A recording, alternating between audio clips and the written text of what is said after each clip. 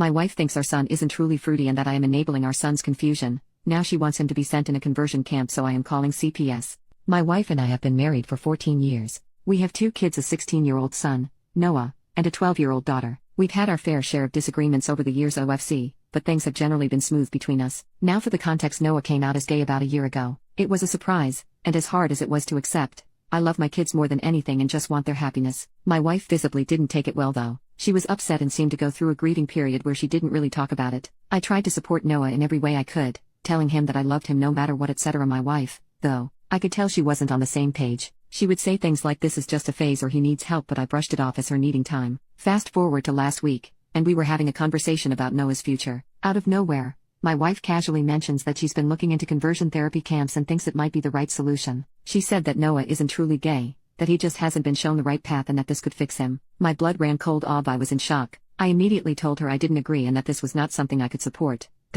She got upset and said I was enabling Noah's confusion and that if I really cared about him, I would help him get better. What the F is wrong with her? She was persistent, and no matter how much I tried to explain that conversion therapy is harmful, like I know those kids get abused, roped, and often end up either traumatized or deleting themselves, and that I would never send our son to something like that, she wouldn't back down. If I'm being 100% honest, I don't even think I love her anymore. The fact she could be so heartless disgusts me. I know being gay is not easy and people like her just make it even harder. I'm considering staying, only for our daughter's sake, but would it be okay if it means hurting my son? It feels like a betrayal to Noah. I just don't think I can keep living with someone who thinks this is okay. Update. So yesterday I took the day off and went to see an attorney just to get some info about divorce, etc. But after what happened, I'm 100% sure I want a divorce ASAP. Yesterday I went to pick Noah at his school, and as many of you suggested, we had a long discussion. I basically told him his mom and I may be getting a divorce because she wants to send him to a conversion camp, but I can't accept that. I've talked with her many times and I told him I'll probably go through with it. He looked really hurt. My heart broke all over again, but was very understanding and thanked me for standing up for him. I pulled him into a tight hug and told him I'll always love him no matter what and that nothing's his fault.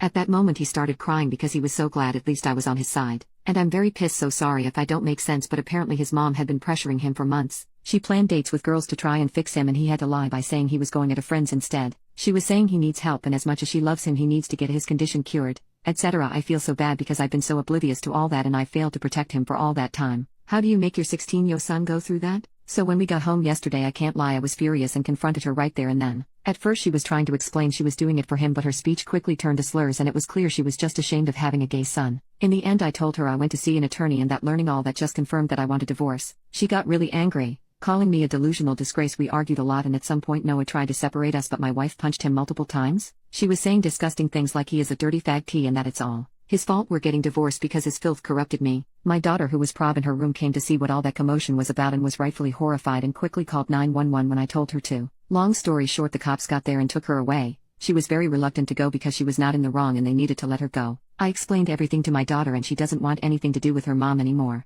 RN, I'm in the hospital because my STB ex-wife broke my rib while I was restraining her. I should have probably went as soon as the cops took her, but my son was crying, with a black eye and split lip. They are checking for any concussion.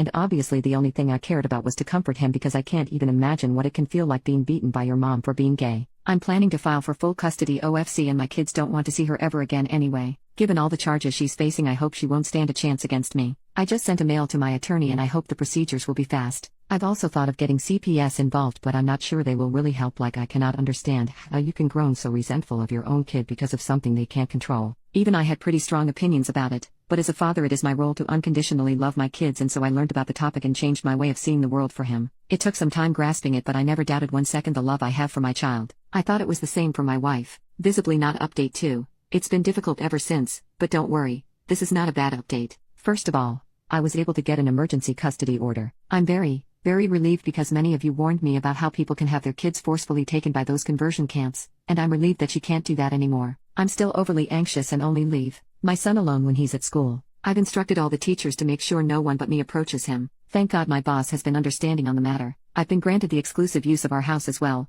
so I've changed the locks and installed security cameras. Many friends and family members, from my side of course, have been visiting often, to give us both emotional support and safety. Many of you also advised me to document every injury that my son and I sustained. Fortunately my son didn't suffer a concussion, so I took plenty of pictures and gave them to my lawyer, and she has also taken my son's and my daughter's testimony. Given all the charges my wife is facing, child abuse both physically and emotionally / neglect / endangerment, assault and battery, hate crime and domestic violence. Yeah, it doesn't look very good for her. Our lawyer is confident that I will 100% be granted full custody. She also said that it's likely Sv's attorney will recommend that she gives up her parental rights, given the overwhelming evidence against her. Also, it's very likely that my son and I, possibly even my daughter if she asks for it, will be granted a restraining order against her. My lawyer has told me CPS involvement will only strengthen my case, as they are thoroughly investigating everything. While we're still waiting to get the court date, I am feeling highly confident and relieved for the first time since all that poop happened. I've gathered tons of overwhelming evidence against the toxin.